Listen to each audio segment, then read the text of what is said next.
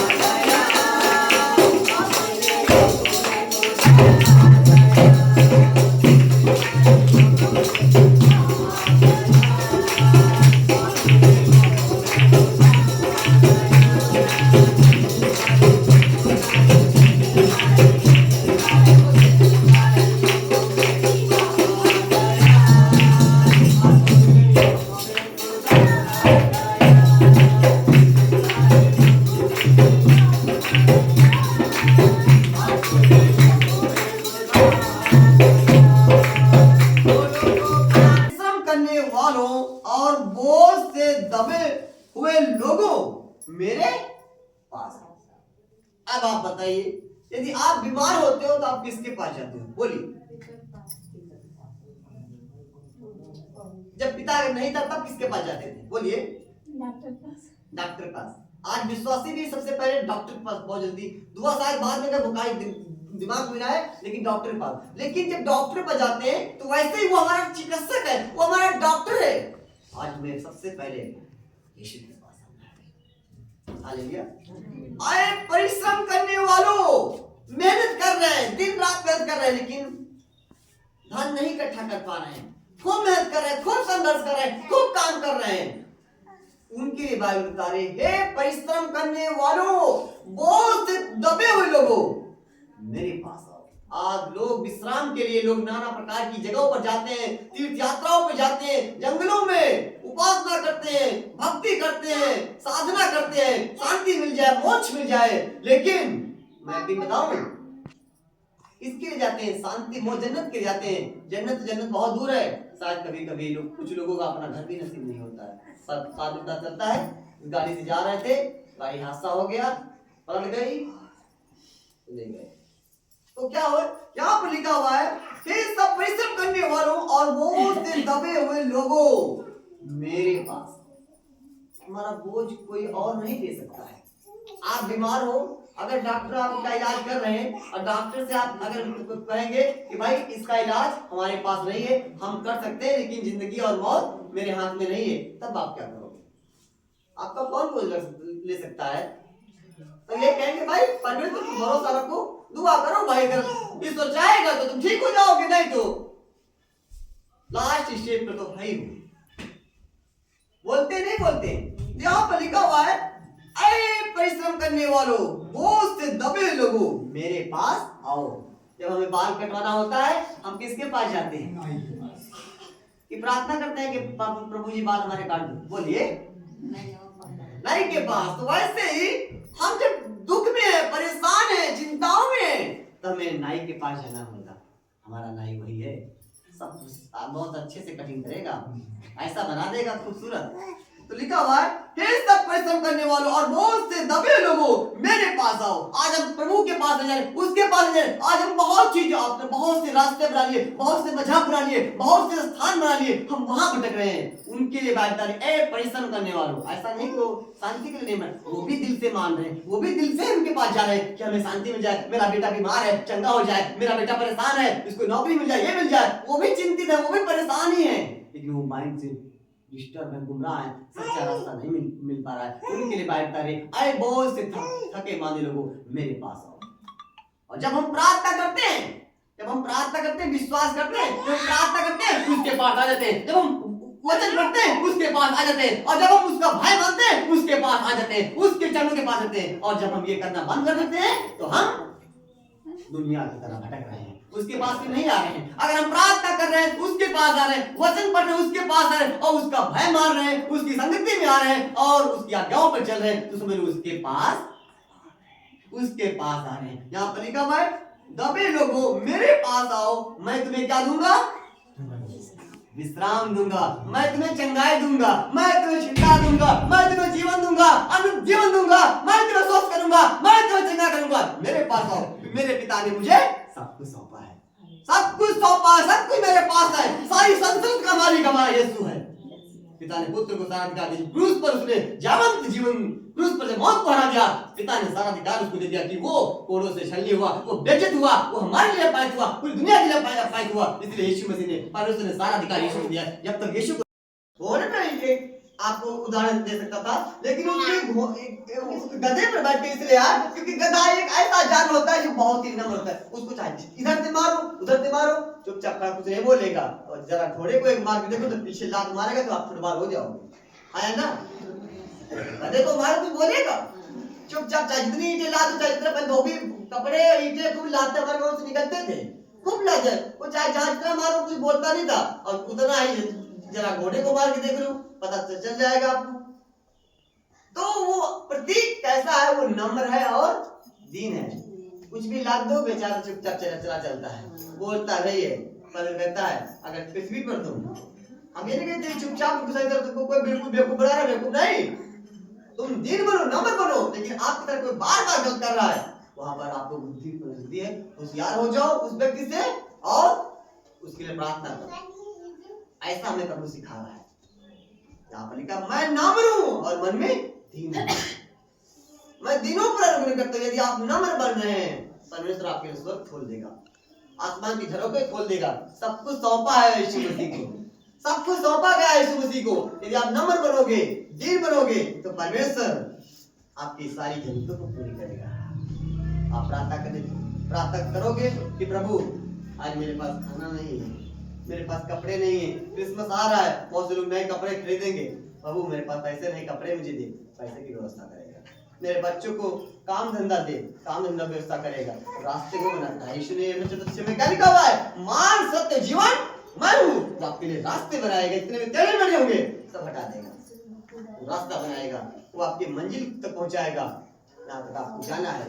लेकिन सबसे पहले हमें विश्वास करना होगा और उसके पास आना होगा।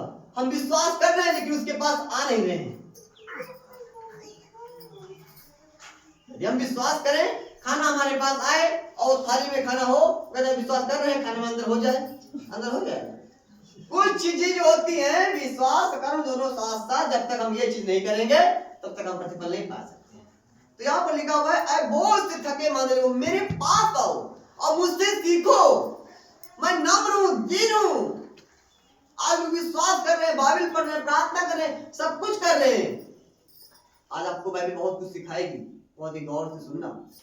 आज लोग बहुत कुछ कर रहे हैं, बहुत मेहनत कर, दिल लगन से कर रहे हैं, लेकिन जरा सी चूक रहे हैं, वो है दीन और नम्र।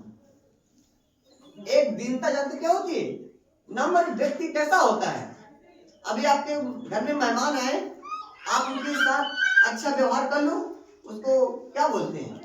नम्रता बोलते हैं, क्या बोलते हैं? क्या बोलोगे उसको? अगर आपके कोई घर आया, आप अच्छे से उसके सामने पेश आ रहे हो, खाना दे रहे हो, पानी दे रहे हो, उसको क्या बोलेंगे? दिखावा। नहीं, कुछ लोग जेल भी होते हैं, उसको क्या बोलोगे? नाम क्या बोलोगे? क्या दोगे? रिस्पेक्ट आदर। मान दो उसको, नम्र थोड़ा। नम्रता कब झलकती है पता है? जब आपको कोई विरोध में, आपको उल्टी, आप सही हो और आपको चार बातें कोई सुना के चला जाए, तब उसके लिए आप मुंह ना खोलो, उसको नम्रता बोलते हैं। ये तो संस्कार है, ये तो आपका, तो ये संस्कार होते हैं, कुछ लोगों में होते हैं, लेकिन दीनता अंदर से दिखती है। जब आपको लोग बुरा भला बोल रहे हैं, आपको लोग गाली दे रहे हैं, आपको लोग तिरस्कार कर रहे हैं कि बहन देख, ये वो वहां पर बुराई कर रही थी, तुम्हारी बेइज्जती कर रही थी, तब तुम ये कहते हो मैं उसके लिए क्या बन गया? गूंगा और बहरा बन गया। पिता उस बहन को माफ करे। आप पूछने जाओगे तो आप में उनमें क्या हो गया? आप नम्र बने। इस संसार के लोग करते हैं, जैसा वो कर रहे हैं वैसा मैं उनके संग कर रहा हूँ। ये लगाई बुझाई, ये सब दुष्ट कराता है। लेकिन अगर हम प्रभु में भी हैं और ये चीजें भी नहीं छोड़ रहे हैं, तो हमें और उसमें कोई खास फर्क नहीं है। आज भी हमारे जीवन को कोई और ही चला रहा है। अगर यीशु मसीह आपके अंदर होगा, यीशु मसीह से आप प्रार्थना करोगे, तो यीशु मसीह कैसा है आप तो जानते हो, नम्र है। तो जिसके अंदर आएगा उसके फलों से मालूम हो जाता है कि इसके अंदर कौन सी आत्मा है, कौन सा है, कौन है। नम्रता आ जाएगी, जब यीशु मसीह आपके अंदर आ जाएगा, आपकी वाणी में मिठास आ जाएगा, नम्रता आ जाएगी, दीनता आ जाएगी। आम का जब पेड़ होता है, जब पकता है तो कैसा हो जाता है? सबसे पहले क्या हो जाता है? मुलायम हो जाता है, हो जाता है ना? और उसका कलर चेंज होने लगता है, चेंज होता है। और तीसरी मिठास आ जाती है। हालेलुया। ये है पके पेड़ की, पके फल की पहचान होती है। तो वैसे ही हमारा यीशु मसीह हर एक चीज में परिपक्व है, हर एक चीज में सक्षम है, सब कुछ पिता ने उसको सौंप दिया है। इसलिए यहाँ पर लिखा हुआ है, मेरा जुआ अपने ऊपर उठा लो और मुझसे सीखो, क्योंकि मैं नम्र और मन में दीन हूँ, और तुम अपने मन में विश्राम पाओ। जब कोई पहली बार कोई यीशु मसीह के पास आता है, क्या उसको इसके बारे में सब कुछ मालूम हो जाता? नहीं मालूम होता है। उसको चंगाई इसलिए दी जाती है कि ये जब इसको मैं चंगा करूंगा तो ये प्रभु के बारे में और सीखने की कोशिश करेगा, जानने की कोशिश करेगा, इस संगति में बराबर आएगा। तो प्रभु इसलिए आप पर दया करता है। और जिसको प्रभु चंगाई देता है, बार बार एक ही बात करता है, जब से पाप मत करना। पाप के कारण ही सब कुछ हुआ है। इस पृथ्वी पर जो कुछ हुआ है वो पाप ही की है, और उसी की सजा आज हम सब भुगत रहे हैं। पापी के यीशु मसीह इस पृथ्वी पर आया, पूरे पापों को उठा ले गया। अगर यीशु मसीह को स्वीकार करोगे तो आपका जीवन वैसे बना लेगा जैसे आज शुरू में बनाया था। उसका अधिकार और सामर्थ दी थी, आज वैसा ही अधिकार सामर्थ आपको भी दिया है। और पाप ना करो, हालेलुया। और यहाँ पर लिखा हुआ है, और तुम अपने मन में क्या पाओगे? विश्राम। अपने मन में विश्राम पाओगे। आज विश्राम ही नहीं है पूरी पृथ्वी पर। लोगों के पास खजाना भरा हुआ है, धन दौलत हर एक चीज है, लेकिन शांति विश्राम नहीं है। जो लोग टीवी हो या वो नेट देखते हैं, आपको मालूम होगा बॉलीवुड में भी लोग बड़े बड़े लोग हैं, लेकिन आज उनके घरों में शांति नहीं है। शांति सिर्फ और सिर्फ यीशु के पास है। उसने कहा, मैं तुम्हें शांति देता हूँ, मैं तुम्हें अपनी शांति देता हूँ।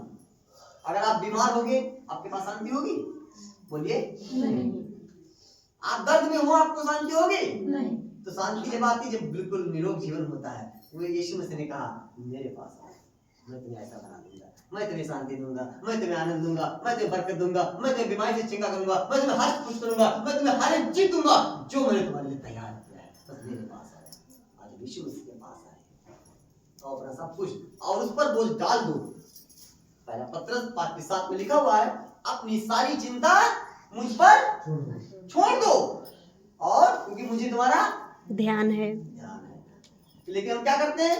छोड़ते हैं फिर उठा लेते हैं, थोड़ी देर बाद छोड़ते हैं फिर उठा लेते हैं, छोड़ देते हैं फिर उठा लेते हैं। लेकिन नहीं, अगर वो कह रहा है अपनी सारी चिंता मुझ पर डाल दे, क्योंकि मुझे तुम्हारा ध्यान है, उसको आपकी फिक्र है, आपको छोटी सी छोटी बात की भी उसको फिक्र है, आपके घर में क्या चल रहा है, क्या नहीं चल रहा है, क्या चाहिए क्या नहीं चाहिए, हर एक चीज की चिंता है। कब आपके बच्चों की शादी करनी है, कब आपको दूसरा घर देना है, कब क्या आगे बढ़ाना है, कब क्या शादी करनी है, कब क्या बच्चों को पढ़ाई लिखाई करनी है, कौन सा काम कब किस जगह पर क्या फिट करना है, उसको सब मालूम है। उसको चिंता, आप चिंता मत कीजिए, आप मत घबराइए, आप मत परेशान हुइए, क्योंकि परमेश्वर को आपके बच्चों का भी ध्यान है, आपके फ्यूचर का भी ध्यान है। उसको अपने हिसाब से काम करने दो। अगर उसको अपना जीवन साथी मान लिया, अगर उसको अपना सब कुछ मान लिया है, तो आप उस पर निर्भर होइए, आप उस पर विश्वास कीजिए, अपना बोझ उस पर डाल दीजिए। अगर कोई भी पैसा वाला व्यक्ति या कोई भी वैसे लोग आ जाए, आप कहेंगे, बहन आप चिंता मत करना, मैं आपकी बहन की शादी, की बेटी की शादी, कुछ जिम्मेदारी, पूरा खर्चा मैं उठाऊंगा। आपके सर पे टेंशन रहेगी कि नहीं रहेगी? कम हो जाएगी ना। कि कोई कह रहा है कि मैं शादी का सारा खर्चा ले लूंगा, अब आपको बस यही टेंशन रहेगी कि कैसे सभी मतलब करना है, वो रहेगी। लेकिन इतनी चिंता नहीं, तो इतनी चिंता करो कि प्रभु ये सब हो जाए। लेकिन पूरा ऐसा ही भार मत लो कि उसमें प्रार्थना दुआ सब ही बेकार हो जाए। इसलिए कहता है अपनी सारी चिंता उस पर डाल दो, क्योंकि उसको तुम्हारा ध्यान है, उसके पास आना है। अगर चिंता है तो प्रभु यही कहो कि प्रभु ये सारा बोझ और तूने क्रूस पर लिया है, मेरे माइंड पर से, मेरे जीवन से, मेरे घर से, हर दुखों का, हर बीमारी का, जो कोई जैसा भी बोझ हो आप ले लीजिए। फिर देखो वो कैसे लेता है। तो नशे का बोझ किसी के घर में हो सकता है, कोई दुखों का बोझ होता है, कोई व्यभिचार का बोझ, कोई जनसंगति में पड़ गया है, बहुत सी चीजें, पढ़ाई लिखाई का बोझ, फ्यूचर का बोझ, कैसे क्या होगा, बहुत सी संसार में यही तो हो रहा है। कैसे क्या घर बनेगा, कैसे बच्चों की शादी होगी, कमाई इतनी है नहीं, क्या होगा। उस संसार दोस्त जो है शैतान आपको चिंता करवाता है। देख तेरे बच्चे अब क्या करेंगे, कौन तुम्हारे बच्चों की शादी करेगा, अब कौन कैसे क्या होगा। अरे वो परमेश्वर है, सब कुछ पिता ने सौंपा है, उसको नहीं मालूम कि आपके बच्चों की शादी भी करनी होगी, वैसी शादी कराएगा, दुनिया याद करेगी। बस निर्भर हो जाओ उस पर, विश्वास करो, संगति में आते रहो। कोई कुछ बोले, इस कान सुनो, इस कान से निकालो, बीमारी परेशानी सब साफ हो जाएंगे, कोई भी रोड़ा नहीं बन सकता। बस उस पर विश्वास करो, 100% उस पर विश्वास करो, समर्पण हो जाओ, अपनी जिंदगी को यीशु को दे दो। अब देखो कैसा आदर का बर्तन बनाता है, कैसा बर्तन बनाता है। कुछ बर्तन होते हैं, नया बर्तन जब बनता है तो क्या होता है, नया बर्तन बनता है तो टूट के बनता है, कैसे बनता है? अगर आपको बर्तन कोई चीज दिया जाए कि कहे भाई ये बर्तन नया बनाना है, तो इसको क्या किया जाएगा? पहले पिघला जाएगा। तो परमेश्वर जब आपको थोड़ा बहुत पिघलाता है तो आप कहते हो कि प्रभु तूने ये क्या कर दिया? अरे भाई आदर का बर्तन अगर बनाएगा तकलीफ होगी नहीं होगी, लेकिन सीमा से ज्यादा तकलीफ नहीं होगी। आप लोगों को आदर का बर्तन बना रहा है, वो स्वर्गीय जैसा बना रहा है ताकि हमारे बेटी बेटा आनंद जीवन में वास करें। हम यहाँ बुराई करना सीख गए, चोरी करना सीख गए, क्रोध करना सीख गए, जलन करना सीख गए, ईर्ष्या करना सीख गए, सब प्रकार की नई नई उसी चीजें जो प्रभु ने कभी सोचा भी था वो चीजें हम सीख गए। लेकिन वही प्रभु कहता है मैं तुम्हें इस चीजों से सारा बोझ मैं ले लेता हूँ, आज के बाद ये काम मत करना, मैं तुझे आदर का बर्तन बनाऊंगा, पाक साफ करूंगा, शुद्ध करूंगा और अपने लिए इस्तेमाल करूंगा। हालेलुया। आज आपने आपको, अपने बच्चों को, अपने फ्यूचर को, अपना सब कुछ उस परमेश्वर को सौंप दो। आइए एक दूसरे से कहिए कि अपना बोझ परमेश्वर पे डाल दो। अपना बोझ परमेश्वर पे डाल दो। अपना बोझ परमेश्वर पे डाल दो, वह तुझे संभालेगा। उसको तुम्हारा ध्यान है, तुम्हारे बच्चों का ध्यान है, वो सब कुछ सही करेगा, वो सब कुछ सही करेगा। वो हमारा परमेश्वर है, वो हमारा बनाने वाला है, वो हमारा सृष्टि करता है, वो हमारा रचयिता है, वो हमारा पिता है, वो हमारा स्वामी है, हर एक चीज देगा। किसी बात की चिंता मत करो। आमीन। हालेलुया।